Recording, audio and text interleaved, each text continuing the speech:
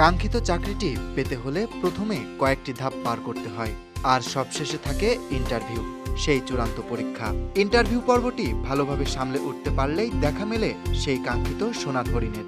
কিন্তু অধিকাংশ সময় অনেকে সবগুলো ধাপ সফলভাবে পার করলেও ঠিক এই জায়গাতে এসেই আটকে যান, ঘাবড়ে গিয়ে কথাবার্তা আর অঙ্গভঙ্গি গুলিয়ে ফেলেন। তাই আত্মবিশ্বাস ধরে রাখা জরুরি, সঙ্গে দরকার আরও কিছু বিশেষ প্রস্তুতি।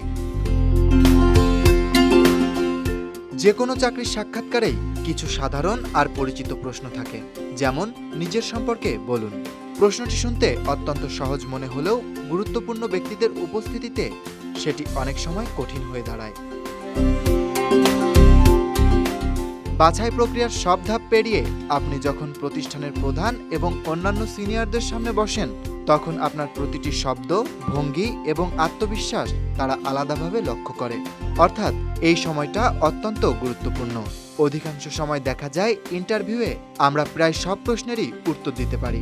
কিছু প্রশ্নের উত্তর জানা না থাকলেও তা চাকরি পাওয়া না পাওয়ার সিদ্ধান্তে খুব বেশি প্রভাব ফেলে না। তাই ইন্টারভিউ মঞ্চে সত্যিকারের বাজিমাত করতে প্রয়োজন কয়েকটি নির্দিষ্ট কৌশল অনুসরণ করা, যা আপনাকে সেরা প্রার্থী হতে সাহায্য করবে।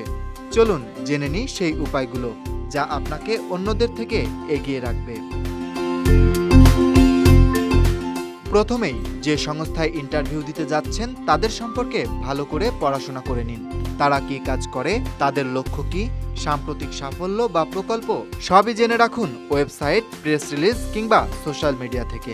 এই তথ্য আপনার ভেতরে বাড়তি আত্মবিশ্বাস যোগাবে এবং প্রশ্নের উত্তরে আপনি আরও প্রাসঙ্গিক উদাহরণ তুলে ধরতে পারবেন। যে পদে আবেদন করছেন সেটির দায়িত্ব ঠিক কি সে বিষয়ে স্পষ্ট ধারণা রাখুন। যদি আপনি একেবারেই নতুন হন, তাহলে একই ধরনের অন্য সংস্থার জব প্রোফাইল দেখে বুঝে নিন কোন কোন কাজ সেখানে করতে হবে এবং কোন কোন দক্ষতা সেখানে মূল্য পায়। এরপর ভেবে নিন এই কাজের জন্য আপনি কেন সবচেয়ে উপযুক্ত, সেই যুক্তিটাও প্রস্তুত রাখুন।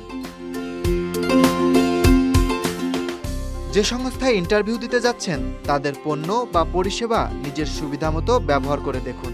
গ্রাহকের চোখে দেখে আপনার মতামত গুছিয়ে নিন।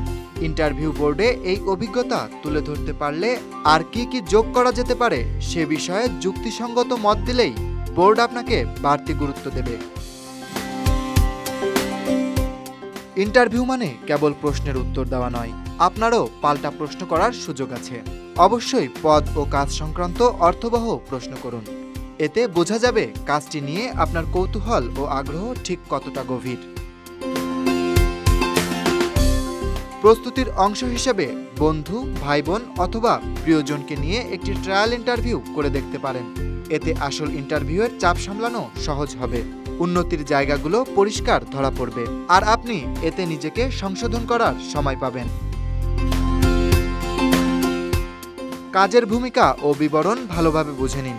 জব ডেসক্রিপশন পড়েই দেখে নিন কোন দক্ষতা চাওয়া হয়েছে, কোন দক্ষতা আপনার আছে বা বাড়াতে হবে। পাশাপাশি কিভাবে আপনি এই সংস্থার উন্নতি ও লাভে অবদান রাখতে পারেন সে সম্পর্কে আগেভাগে গবেষণা করুন।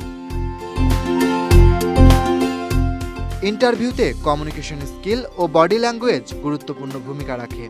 চোখে চোখে যোগাযোগ, পরিষ্কার উচ্চারণ, সোজা ভঙ্গি এসবই আপনার আত্মবিশ্বাসের অংশ। ইন্টারভিউয়ে ভালো কমিউনিকেশন স্কিল নিয়োগের সম্ভাবনা বাড়িয়ে দেয়।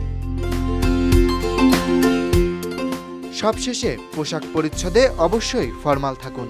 দামি না হলেও জামাকাপড় যেন পরিচ্ছন্ন আর পরিপাটি হয়। প্রশ্ন উত্তরের সময় মুখে হালকা হাসি রাখুন, নিজের ভাবভঙ্গি সহজ রাখুন এবং মনে মনে দৃঢ় বিশ্বাস রাখুন আপনি এই ইন্টারভিউ উতরে যাবেনই। ইতিবাচক মনোভাব ধরে রাখুন। কাজের চাপ এসেও আপনাকে ভাঙতে পারবে না, এই বার্তাটা বোর্ডকে স্পষ্ট বুঝিয়ে দিন।